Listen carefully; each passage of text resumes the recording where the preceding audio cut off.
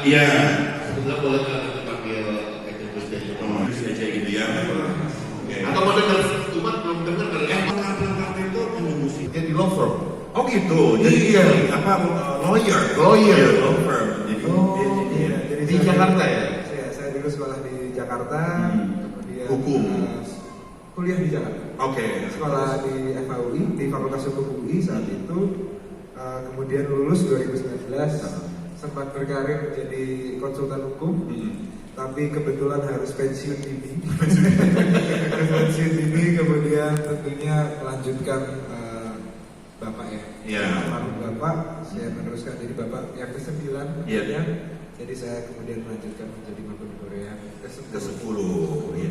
Jadi memang banyak terobosan-terobosan yang menarik juga. Salah satunya adalah tadinya ada sebuah taman pribadi yang ada di Mangkunegaran yang tidak terbuka untuk publik, yang baru-baru ini dibuka dan cukup viral ya. Nah, boleh mungkin diceritakan nih ke Bapak Ibu sekalian, apa sih ini yang sedang kita bicarakan?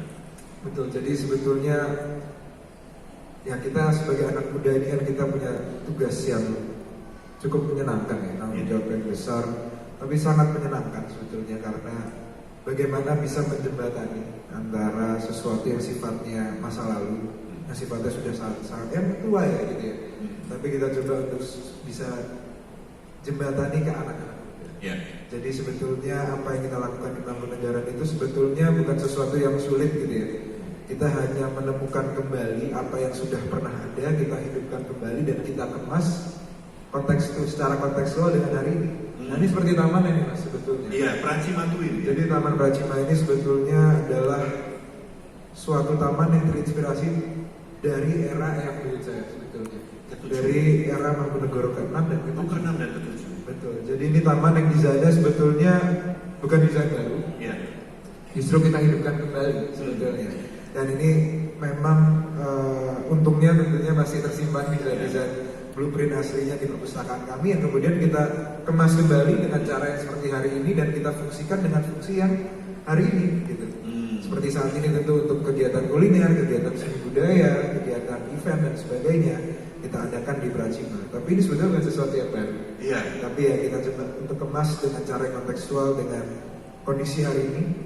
Mungkin kalau bangunan restorannya Pracima sana memang baru, kalau itu lebih ke legacy saya. Tapi tamannya itu sebetulnya lebih ke persembahan untuk para leluhur. Jadi bisa di googling ya Bapak. Betul. Jadi ini sebetulnya kembali lagi ya, ternyata ini bukti bahwa ketika kita melihat ke dalam, kita melihat ke diri kita sendiri dengan apa yang kita punya.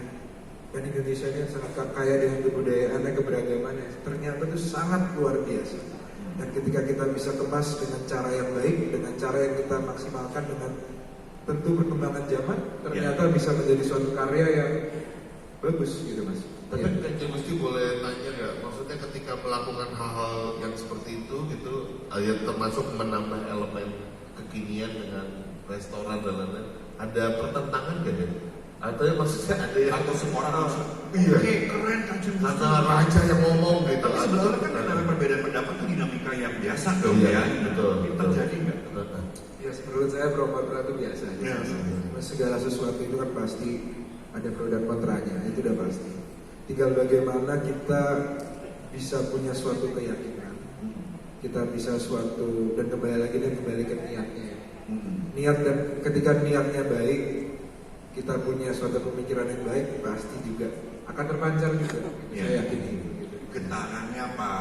Kalau getarannya memang baik tuh orang kerasa tergetar juga gitu. Jadi ya pro kontra itu biasa saya rasa. Tapi ketika kita punya suatu keyakinan, niatnya baik, pasti keyakinannya juga semakin kuat. Gitu. Betul. Tapi ya sebetulnya kontranya nggak sebanyak itu juga, minim sekali lah sebetulnya. Tapi ya terlebih dari itu sebetulnya ya kita kembali lagi dampaknya itu apa. Mangkunegaran yang hari ini sebagai suatu kerajaan itu kita fokus ke apa yang kita lakukan itu dampaknya apa. Kita sebagai suatu kerajaan bukan hanya ingin fokusnya bukan hanya kepada diri kita sendiri gitu ya sebagai kerajaan, tapi ya sebagai suatu kerajaan ini kita punya status, tapi bagaimana status ini bukan hanya menjadi suatu privilege gitu, tapi justru sebagai suatu opportunity, sebagai suatu kesempatan untuk bagaimana melalui suatu kerajaan saya sebagai pemimpinnya maupun keluarga sebagai bagian besarnya dan abdi dalam kami sebagai bagian dari kerajaan kami juga bisa membawa dampak yang besar untuk masyarakat dan terutama untuk Kota Solo. Keren. Tepuk tangan yang paling meriah Bapak Ibu sekalian. Ini sebuah opportunity loh Pak. Betul. Cuman yang menarik kan beliau ini kan pemimpin muda ya. Nah pertanyaan orang itu kadang suka dukanya apa sih sebagai seorang pemimpin muda ya kan, karena kan pasti juga banyak figur-figur yang merasa lebih senior itu kan ya itu biasa terjadi sih. Tapi kita mau dengar langsung dari beliau ini suka dukanya apa menjadi pemimpin muda. Dukanya ya. Saya rasa dukanya nggak terlalu bagus sebetulnya. Banyak sukanya berarti. Banyak sukanya karena ya ini bagaimanapun nih saya waktu itu umur 24 tahun ya Mas. Iya. Jadi waktu itu juga masih fokus hanya murni di karir, di pekerjaan. Tapi saya juga belajar dari situ bahwa ternyata ya ini pendewasaan yang sangat cepat tentunya. Tapi juga suatu berkah dan amanah yang luar biasa gitu. Karena ya saya sebagai anak muda diberi suatu kesempatan yang sangat besar gitu ya, untuk bisa membawa dampak yang positif untuk masyarakat. Dan ini juga suatu pelajaran juga bagi saya gitu, bahwa ternyata di hidup ini memang banyak hal yang terjadi di luar kendali kita gitu ya. Bahwa kita sebagai manusia juga ternyata tidak semua hal itu bisa kita rencanakan, kita bisa jalankan sesuai dengan apa yang kita sudah rencanakan. Tadinya rencananya Iya. Rencananya tentu masih fokus di karir, masih sekolah dan sebagainya. Tapi ternyata malah ya hidup membawa ke jalan yang leads to hari ini gitu ya. Membawa ke hari ini ternyata ini perjalanan yang sangat menyenangkan gitu. Tentu apakah kesulitannya banyak? Pasti ya. Adaptasi awal yang saya dulu mungkin posisinya lebih menjadi kaki tangannya Romo, kaki tangannya bapak saya gitu ya. Sekarang menjadi di posisinya bapak gitu. Yang awalnya mengambil keputusan dan sebagainya itu tentu awal-awal tentu ya banyak adaptasi, wajar gitu saya rasa. Tapi ya kita sebagai anak muda juga justru saya rasa ini waktunya untuk belajar. Ini waktunya untuk kita mencari pengalaman. Ini waktunya kita mencoba, waktunya kita gagal dan waktunya kita berhasil juga gitu. Justru masih muda kan anaknya itu Mas. Kita bisa mencoba segala sesuatu. Kalau ada yang kurang tepat, ya wajar namanya anak muda. Tapi kita mau belajar juga, kita siap untuk belajar gitu. Karena kita memang masih muda. Karena kan banyak ya, kita bisa baca buku, kita bisa lihat internet, kita bisa baca macam-macam. Tapi kan pengalaman itu kan kita nggak bisa kita pelajari gitu ya. Memang kita harus lakukan gitu. Kita learning by doing. Kita belajar pada orang yang jam terbangnya pengalamannya sudah tinggi ya kita lakukan aja gitu. Tapi Kanjeng Gusti, apakah sampai pada ya mungkin kita terpapar pada banyak film tentang kerajaan ya? Apakah berarti ketika kita akan jadi raja, Kanjeng Gusti harus mengorbankan impian pribadi? Wah ini kayak film-film kayak itu loh di streaming itu loh. Aku nonton yang Ratu Inggris itu ya. Wah betul. Gak bisa ini, gak bisa ini, gak bisa itu. Sama apa beda? Iya, ada perasaan Saya rasa kembali lagi Mas ya, kita impian itu selalu itu yang kita rencanakan gitu. Tapi ternyata ketika hidup membawa kita ke sesuatu yang berbeda, ternyata kalau kita ikuti dan kita 100% berkomit di situ, kita adaptasi di situ dan kita beneran kita jalankan kehidupan itu, saya rasa itu bahkan bisa lebih besar lah dari impian kita di awal itu. Saya yakin itulah, karena tentu apa yang kita rencanakan dengan apa yang sudah direncanakan itu pasti lebih baik. Hidup itu lah, bawanya kemana luar biasa. Kita bertanya itu loh Pak. Gimana kalau kita beralih ke beberapa pertanyaan? Iya, silakan. Datang nih dari dari umat sekalian ya. Ini yang pertama nih sepertinya sudah standby. Tadi saya diberitakan sudah mengirimkan pertanyaan. Oke, siap. Yang pertama ada UU Pranoto. Mana UU? Ada di sebelah mana? Oh, sudah. Siap. Oke, silakan UU. Silakan. Boleh perkenalkan nama dari daerah mana? Oke, nama saya UU Pranoto dari Jakarta.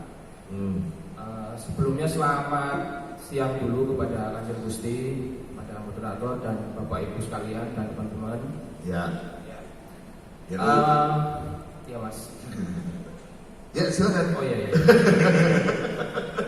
Mau nanya kepada Kanjeng Gusti, apakah dari kecil itu sudah dipersiapkan sama Romo gitu untuk jadi penerus ya? Karena kan biasanya kalau di kerajaan-kerajaan itu kan pangeran yang nanti akan meneruskan tahta itu kan dari kecil pun sudah dipersiapkan. Nah, apakah itu juga terjadi di Kanjeng Gusti? Oke. Dari saya itu aja sih. Sip. Terima kasih. Thank you. Terima kasih. Mungkin satu pertanyaan lagi ya. Ya, boleh. Kita jawab sekaligus ya. Ya. Yang kedua ini aku ada catatan nih kayak, ini minta dibacakan karena tidak bisa hadir. Oh, dari Hesti Wirawati. Oke. Oh iya, aku ingatkan juga Bapak Ibu kalau yang mau bertanya sekarang boleh ya, nanti ditampilkan nomor WhatsApp di layar, langsung WhatsApp, nanti muncul langsung di tab saya, langsung saya bacakan. Ya. Dari Hesti Wirawati Solo ya, pertanyaannya, Gusti Bri kan raja dan masih muda, apakah ada kriteria buat calon ratunya? Kapan target nikahnya? Iya. Mbak Hesti. Ini dia nanya begitu penting tapi dia tidak hadir, mungkin dia malu ya. Dia nonton di Zoom kayaknya sekarang. Tapi mungkin pertanyaan dari U dulu ya. Ya, oke. Lanjut Gusti, mau gue pertanyaan tadi, apakah sudah disiapkan dari kecil? Oke, terima kasih Mas Uwin. Pertanyaan yang menarik tentunya. Kalau kita dipersiapkan dari kecil ya, sebetulnya secara eksplisit sih sebetulnya nggak ada sih. Ya karena ya kami percaya gitu ya, bahwa ketika kita membicarakan, kita tidak mau fokus membicarakan suatu kehidupan atau perencanaan yang setelah wafatnya Romo gitu. Yeah. Kita nggak mau bicarakan itu sebetulnya gitu, karena ya kita percaya itu tidak baik aja Mas gitu. Yeah. Jadi kalau pembicaraan eksplisit sih saya rasa nggak ada yang secara eksplisit ya. Nggak ada ya? Lebih mungkin cara mendidik. Saya cukup beruntung saya memiliki seorang ayah yang mendidik saya dengan sebaik-baiknya gitu ya. Dan saya beruntung bahwa mungkin kalau secara implisit banyak gitu ya Mas. Apa sih yang kalau secara implisit sih ya, oh ternyata ini loh yang mau diajarkan oleh Romo tuh ini, apa sih? Jadi ya mungkin ya tentunya kepercayaan yang diberikan saya dalam memimpin saya sudah dimulai cukup lama sebetulnya. Mungkin dari tahun dari akhir-akhir saya kuliah lah Mas sebetulnya, karena sebetulnya sebelumnya kan Romo ingin saya fokus lah, kamu kuliah, kamu sekolah di Jakarta, cari wawasan, cari pengalaman yang berbeda dari di Solo gitulah, intinya seperti itu. Iya. Tapi kalau dari kecil itu saya mungkin ya sedikit cerita gitu ya. Saya kecil mungkin saya SD gitu, saya ke Puro gitu, ke Puro Mangkunegaran, saya masih SD, saya di sana lebih seperti tempat saya main gitu. Tempat yang sangat luas, abdi dalam juga banyak, anak-anak gitu, saya main bola, saya main petak umpet, puas lah pokoknya, seluas itu ya Mas. Jadi cukup puas gitu. Jadi dan datang ke upacara adat satu suro, saya juga belum tahu gitu, saya masih kecil, masih ya cuma lihat-lihat aja, datang ke acaranya. Tapi ketika SMP saya mulai dikasih tanggung jawab lebih, saya mulai diajari lebih juga oleh Romo gitu ya. Saya dulu SMP misalnya saya mulai bawa pusoko gitu. Apa itu? Bawa pusaka gitu. Pusaka. Iya. Jadi SMP gitu. SMP saya mulai bawa pusaka, kemudian SMA saya gelarnya di upgrade. Dari saya dulu kecil Gusti Raden Mas ininya gelar pepangkatannya. Gusti Raden Mas, SMA saya di upgrade jadi Gusti Pangeran Haryo itu SMA. Dan setelah itu saya juga dipercaya untuk memimpin upacaranya, beberapa upacara adat saya memimpin gitu. Jadi kembali lagi ya, saya rasa ini cara mendidik yang pelan-pelan tapi slowly but surely lah gitu. Pelan-pelan tapi pasti, berproses dengan waktu, berproses dengan keadaan gitu. Dan itu saya syukuri saya lah gitu, karena memang kan di hidup ini gak ada yang instan ya Mas ya. Tapi pelan-pelan kita belajar, pelan-pelan saya diajari, pelan-pelan dibekali gitu. Sampai hari ini ternyata saya meneruskan almarhum Bapak gitu ya. Jadi ya saya rasa itu suatu proses yang panjang tapi menyenangkan. Memang nggak secara eksplisit tapi lebih secara implisit. Apakah fakta bahwa menjadi seorang figur publik ya, gitu ya, itu sudah disadari dan dirasakan dari kecil, atau ada momen tertentu baru kayak oh iya ya betul juga ya, kalau sekarang saya adalah seorang figur yang juga ada hal-hal yang harus lebih dijaga, ada hal yang harus menjadi pertimbangan, itu ada cerita? Perbedaan pasti ada Mas. Perbedaan pasti ada, tapi saya nggak terlalu pusing sih. Gitu, karena ya at the end of the day kan kita menjadi diri sendiri aja sebetulnya gitu. Jadi ya walaupun secara tanggung jawab, secara posisi status hari ini mungkin berbeda dengan sebelumnya gitu. Iya. Tapi saya nggak terlalu saya Pusingin, iya, ya. saya pusingin. Biasa aja sih sebenarnya saya. Biasa aja, tapi kembali lagi kita yang penting kita komit dengan tanggung jawab, kita komit dengan amanahnya. Tapi lebih dari itu, Ya. saya nggak mau pusingin sebetulnya. Siap, oke. Ini pertanyaan yang tadi Pak Hesti belum bisa. Iya. Kriteria ya. Ini yang ditunggu-tunggu. Gadis-gadis di sini. Mungkin, iya. Saya sih nggak punya jelas checklist gitu ya. Checklist khusus nggak ada ya Oh, nggak ada. sebetulnya. Ya. Oh, nggak ada. Yang penting sebetulnya, ya saya masih muda lah, mungkin Bapak Ibu pengalamannya yang berkeluarga juga lebih banyak dari saya, dan tentang kehidupan juga banyak. Tapi yang saya rasakan di 26 tahun saya hidup ini, waktu yang sangat pendek ya Bapak Ibu. Mohon maaf. Tapi saya merasakan bahwa kan hidup itu sangat dinamis ya Mas ya. Kadang kita senang, kadang kita sedih, kadang kita merasa cukup baik, kadang kita juga merasa rendah juga. Iya. Jadi hidup itu kan berputar terus, hidup itu cukup dinamis dan fluktuatif gitu ya. Yang penting kalau punya pasangan yang bisa menghadapi naik turunnya kehidupan. Itu aja sebetulnya. Iya. Sederhana tapi Sederhana aja, sederhana aja. Senang, ayo. Senang, ayo. Kesulitan, Susah, ayo. iya. Gitu. Itu aja yang paling penting. jawabannya luar biasa. 90% gadis di sini merasa saya bisa. Saya bisa mendampingi Kanjeng Gusti. Oh iya benar. Dari Menghadapi segala. itu aja, kok simpel aja sebetulnya. Oke. Simpel. Siap. Oke, ini ada mau bertanya lagi nih. Ya, Silakan. Aku persilakan Dedet. Mana Dedet? Silakan Dedet. Dedet, apakah kamu siap menghadapi segala Oh, iya. macam situasi? Dedet, kamu mau senangnya aja atau kamu senang susah semuanya mau? Iya. Aku senang susah semua. Iya. Bagus. Silakan. Silakan. Selamat siang Kanjeng Gusti, Bapak-bapak, Ibu. Siap. Iya. Saya Dedet dari Jakarta. Saya kerja di Equides Company bagian wardrobe. Saya asalnya dari Timokerep, daerah Salatiga. Jadi kan saya melihat kota Solo ini kan sebagai kota budaya gitu. Dengan pengalaman Kanjeng Gusti Bre, apakah Kanjeng Gusti itu ada impian untuk kesenian di Surakarta? Terima kasih. Terima kasih Dedet. Wah, ini Eki Dance Company yang tadi. Yang nari. Yang tadi nari, yang kemarin juga baru bikin pertunjukan di Jakarta ya. Itu saya Iya. juga nonton sebetulnya. Oh nonton. Iya. Wah keren. Nonton. Kan Dedet Iya, nonton. iya, kemarin. Jadi kemarin lihat yang tadi penari-penari tadi ya. Iya. Udah pernah ketemu?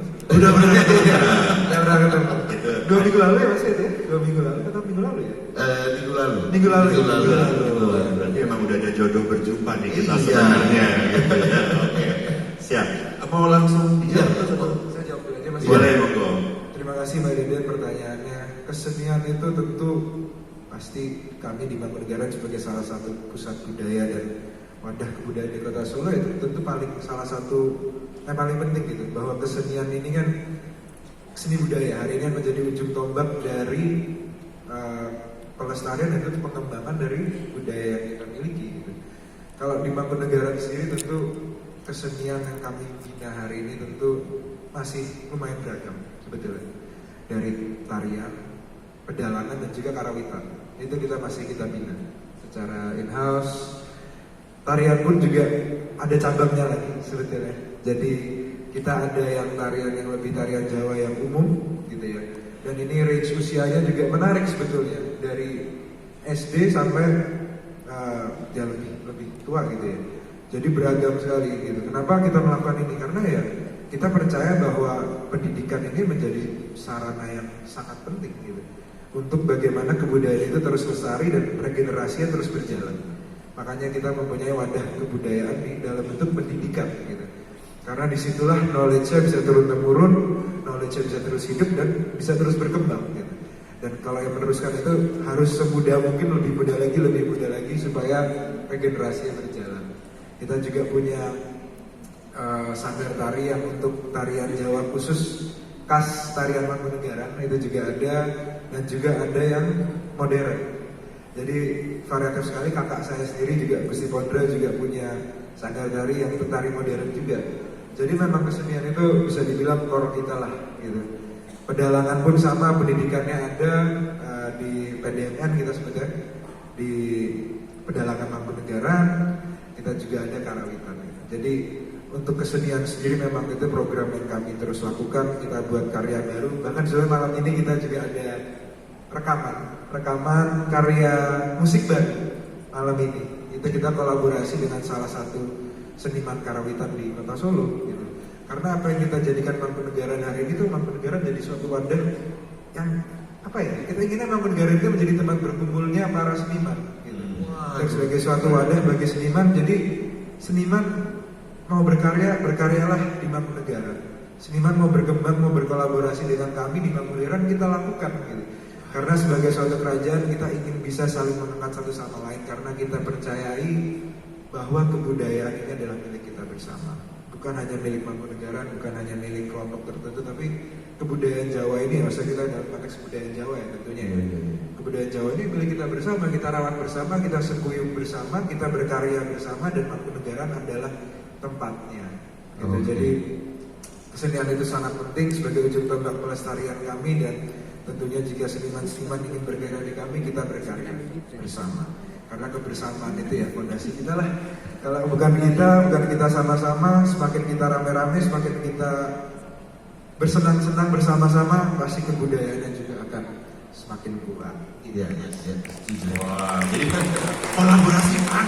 Yes, Coba benar. dan kirim proposal kita loh, kolaborasi loh. Iya. Dan sebagai suatu kota budaya ini Solo ini luar biasa ya sebetulnya. Tadi Mas Wali sudah menjelaskan dengan sangat luar biasa ya terhadap progresnya. Itulah maksudnya kebudayaan di Indonesia ini kan kita semua mengetahui ya sangat beragam. Iya. Kita mungkin warisan tak benda itu, saya pernah lihat datanya dari Kemendikbud itu ada 11.000 lebih ternyata. Kalau kita melihat provinsi di Indonesia aja ada 37 sekarang ya? 38 gitu ya. Jadi kota ada banyak sekali, bahkan Solo dan Jogja yang tetanggaan aja ya. Iya. Dan sama-sama kebudayaan Jawa aja mempunyai ada perbedaannya, keunikannya dan keindahannya masing-masing gitu. Iya. Gimana kita melihat dengan skala yang lebih luas lagi di Indonesia gitu. Jadi kebudayaan Indonesia ini merupakan keberagaman itu merupakan suatu, menurut saya keberagaman itu merupakan suatu berkah gitu. Iya. Dan itu merupakan suatu hal yang sangat unik yang hanya mungkin di dunia ini Indonesia hanya satu dari segelintir yang memiliki keberagaman yang seindah ini dan sebanyak ini gitu. Jadi kita dengan berbasis kebudayaan ini, berbasis sejarah dan yang ada, kita juga ingin bisa menunjukkan bahwa sebetulnya keberagaman itu menjadi sesuatu yang bukan memecahkan, bukan sesuatu yang memisahkan, tapi menjadi sesuatu yang menguatkan satu sama lain. Betul. Dan keberagaman ini justru menjadi sesuatu yang kita harus rayakan bersama-sama. Betul. Gitu. Itu sebabnya mungkin WMR menjadi istimewa juga sih untuk acara BDK. Kenapa? Karena WMR itu memang ajak kami yang secara berkala menyatukan berbagai macam umat dari seluruh Indonesia dengan berbagai macam suku. Mereka juga bisa tampil berkesenian sama-sama. Iya. Jadi ini suatu perayaan Kan keberagaman juga. warga negara Raharja. Iya. Iya kan? Iya. Jadi sarananya untuk mensejahterakan negara, kira-kira gitu. Iya. Ini berhubungan dengan topik hari ini kan, kita topiknya adalah generasi emas, generasi mandiri. Tadi kan Kak Jerusi juga bicara mengenai regenerasi yang perlu terjadi gitu ya. Nah, kalau bicara mengenai generasi mandiri ini aku punya pertanyaan nih. Banyak yang menganggap generasi muda tuh sekarang generasi strawberry katanya. Kalau buah strawberry itu konon gampang lecet, ya dicuci dikit lecet gitu. Tapi ya. menggiurkan. Menggiurkan memang, Iya. sebenarnya rasanya manis, tapi dia gampang tersakiti, Iya. gampang rapuh, gampang menyerah, terjebak di zona nyaman, katanya gitu kan. Nah, sebagai anak muda, kita mau dengar juga dari pemimpin muda bagaimana pandangan Kanjeng Gusti. Berarti kan di usia-usianya Kanjeng Gusti juga ya, yang disebut Ya kalau beliau sih enggak ya kayaknya ya. Tapi kan kalau kayak di TV, Iya. kan sering kan generasi strawberry. Bahkan tadi malam waktu kita acara talk show fenomena kan juga salah satu pertanyaan mengenai anak muda yang kayaknya kurang. Gitu kan. Betul. Gimana pendapatnya Kanjeng Gusti? Kalau menurut saya sih ya sebetulnya